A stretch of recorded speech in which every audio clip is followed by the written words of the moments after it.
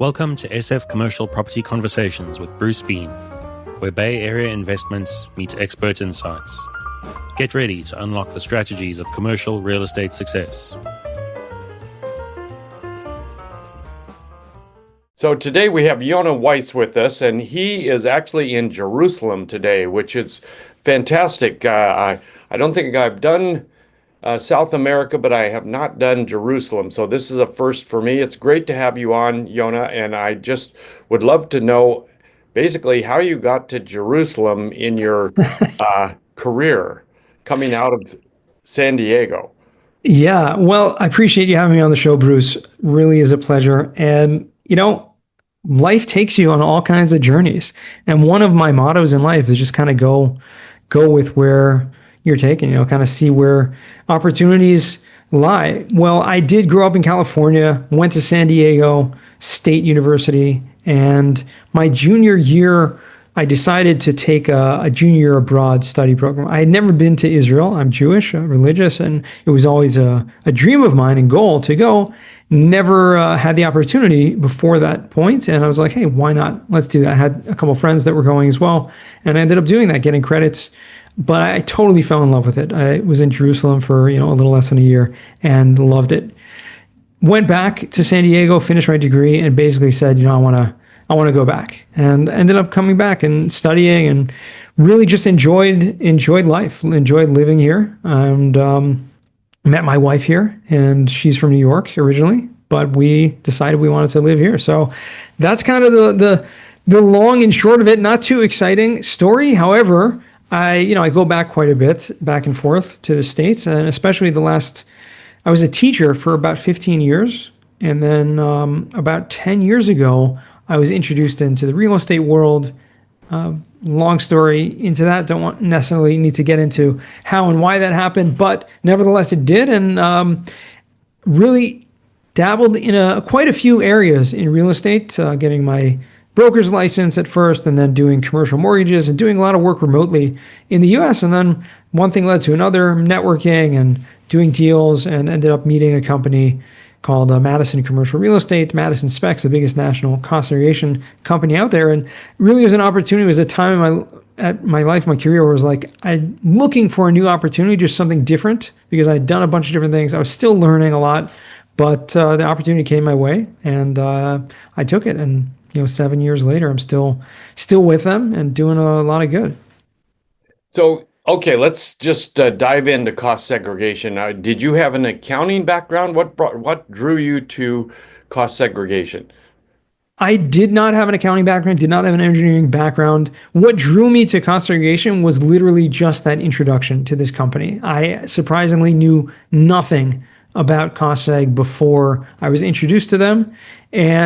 But I did a little due diligence. I reached out to people that I knew. I had been in the real estate, world, immersed in it for like 3 years at that point. And so I just reached out to everyone that I knew and asked them, hey, have you heard of this thing, cost segregation? Surprisingly, to me at that point, it's no longer a surprise now, but to me, I was shocked to learn that almost nobody that I spoke to had ever even heard of the term cost segregation, let alone, was using it, utilizing the tax benefit that comes along with it.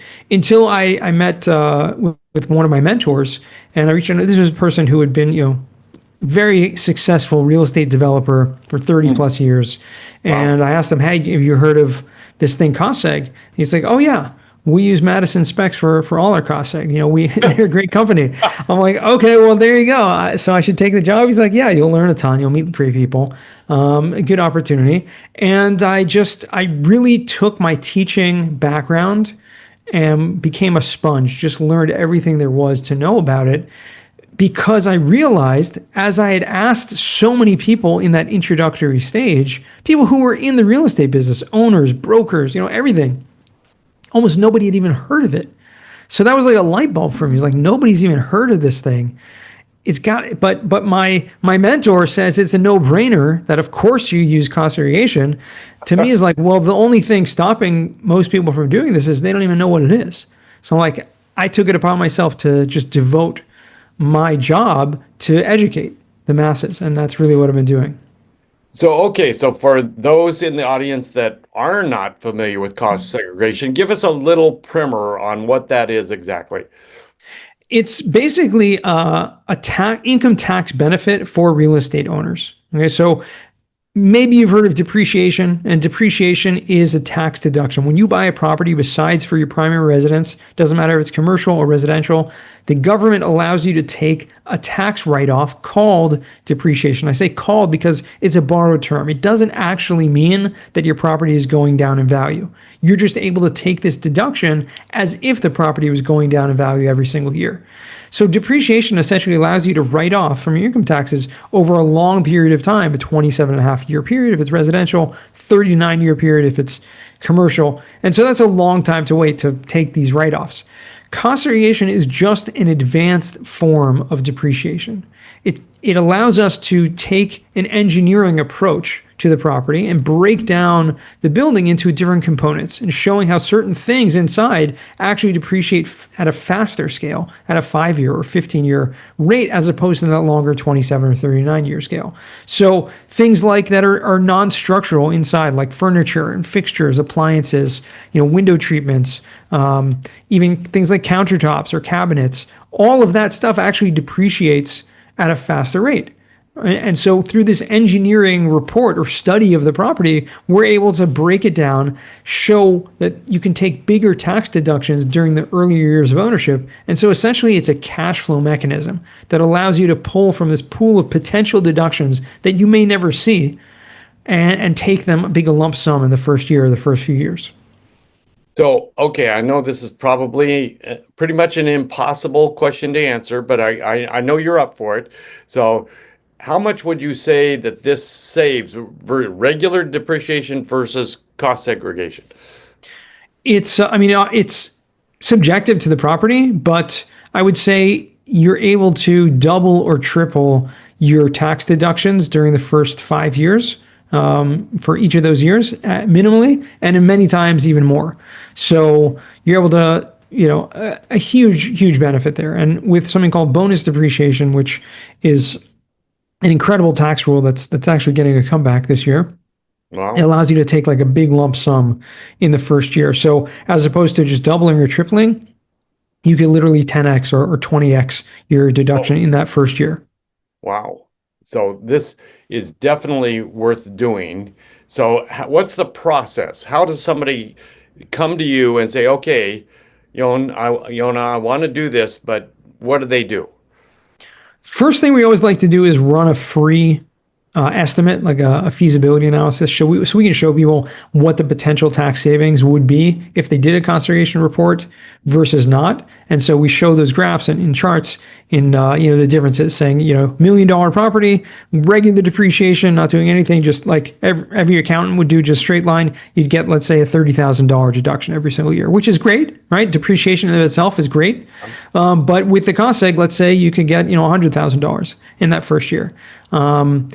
And maybe the second year, that same amount, et cetera. So that's really the main thing that we do. And then we'll send an engineer when you engage with us. We'll tell you ahead of time what that will cost to get it done. It's not contingent on tax savings. We have a flat, standard fee based on the size and scope of work of the property. And then it's about a 3-week process just to collect some documentation, do a site visit. We have engineers who are trained in construction engineering and very familiar, obviously, with the tax code and the rules that show which components actually depreciate faster. So they'll take a detailed inventory and accounting of all the square footage of everything inside the property and outside, because land improvements also can depreciate faster.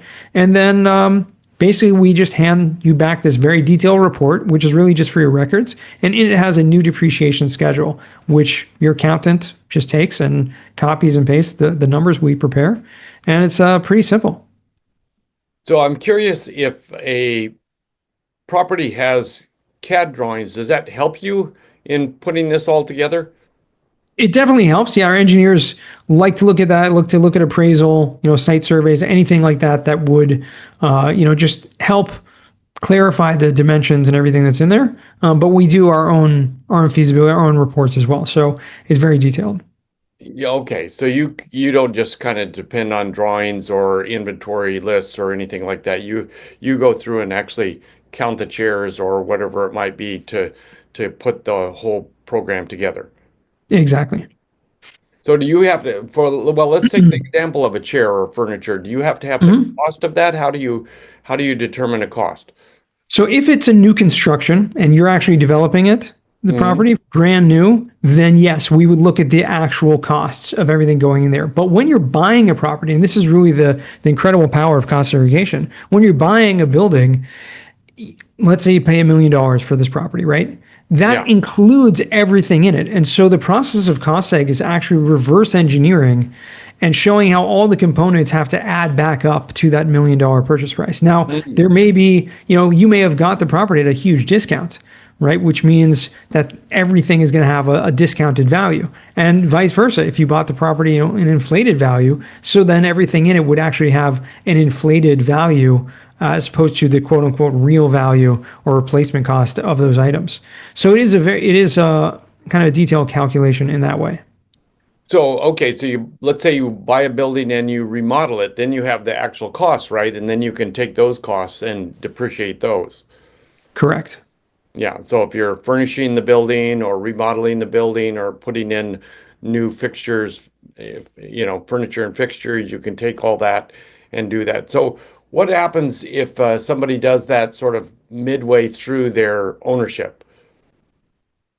Yeah, if you do renovations, which is obviously very common, sometimes people do it in the first year, sometimes people do it, in the middle of ownership. Yeah, Yeah, we can anyway. actually go back and essentially things that are removed from the property, you can basically write that off from your taxes, and things that are, being replaced, will take that replacement cost. You're required to depreciate those costs as well, which means you're now going to take those items and put them.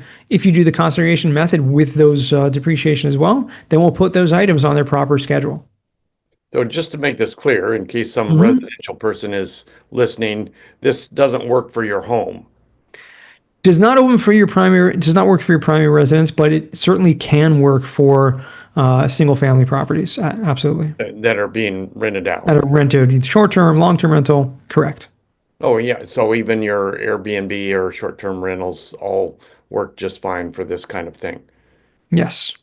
Now, so ongoing expenses are just they're not depreciated, they're just expenses, right? So you can't really do anything new with that part of it. Correct. So it's all in the depreciation side. Yeah, absolutely. Well, that's quite a big savings now. So you didn't happen to mention how much this costs, but I'm just kind of curious. Give me a range of what a cost might be for you to do this service. Yeah. So at the time of this recording, obviously things may change. Inflation happens over the years, so prices do seem to vary. But typically, the cost is going to be somewhere between around $3,000 to $10,000, and so it is going to depend on the size and type of property. Like a single family house will be about 3,000. That's our minimum. And again, it's not contingent on the property value, not contingent on the tax savings. Just a flat fee based on our scope of work. I'd say 90% of properties, when you're in the commercial world, whether multifamily, office, industrial, are going to be in around the $5,000 to $6,000 range. Yeah. You do have bigger commercial properties, big shopping malls, and things like that are going to get up to the 10 or so range. So, but the sweet spot, I would say, most commercial properties are in that $5,000 to $6,000 range. But if you're even $1 million property and you're saving potentially $70,000, that seems like a very good value. Yeah, incredible value. And again, if it's a $10 million property, then you're going to pay the same cost to get the study done, and obviously the value is going to be 10x. Yeah. So I think this sounds fantastic. So what are you finding out there in the real estate market per se? Are things busy with your type of segregation or what's going on out there?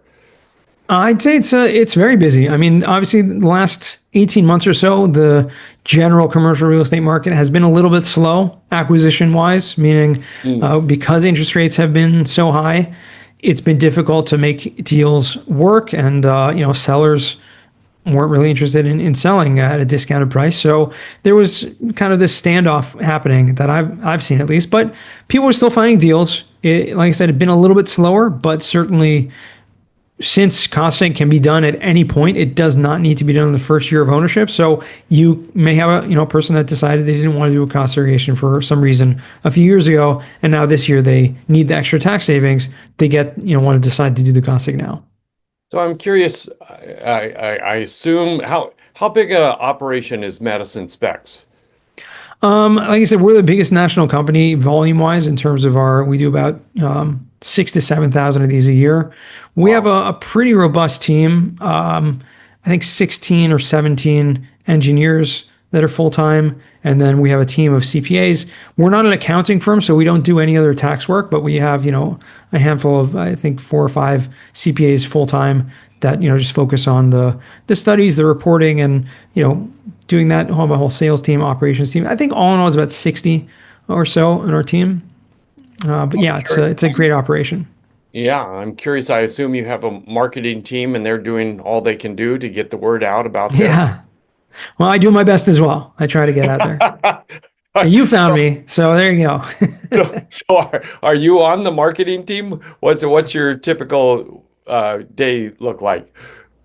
My typical day is spent mostly a combination of I'm on calls with clients and potential clients. Most of them are pre-scheduled, and then podcasting. I do podcasts almost every day, like this, or with my own podcast as well, and do a lot of social media. So I'm engaging with that, to managing a lot of what I'm doing through that. LinkedIn, Instagram, Twitter, a lot of different avenues going on there. Yeah, no, and it seems to be working, it sounds like. It certainly has. Yes, absolutely. Thank God. Yeah, and the fact that you're in Jerusalem, I assume most of your clients are in the US. Do you have clients outside of the US? There may be one or two. There certainly have been, but because this is obviously a U.S., income tax strategy, it can work for properties outside as long as the owner is a U.S. taxpayer. However, yeah, absolutely. All of my work that I do is done remotely. So our team, our main offices are in New York and New Jersey. We have offices in Texas and in Cleveland as well, but everything that I do is remotely. So I was kind of doing the remote thing before COVID, and it was a very easy transition for me. COVID came along and Zoom came along, and you were just right there to embrace it. Exactly.